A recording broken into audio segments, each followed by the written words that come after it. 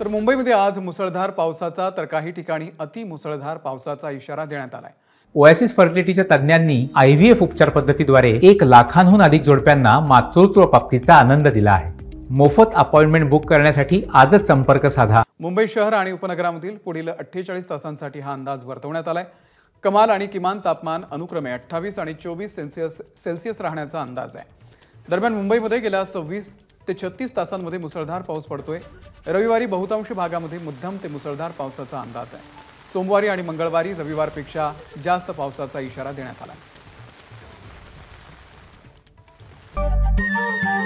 नमस्कार। मन शुद्ध तुझं ही वेगळ्याच प्रकारची मालिका तुम्हा सगळ्यांना खूप आवडली होती। याचा दुसरा सीझन कधी येणार अशी विचारणा झाली। प्रतीक्षा संपली आहे मित्रांनो। येतोय मन शुद्ध तुझंचा दुसरा सीझन। होई मन शुद्ध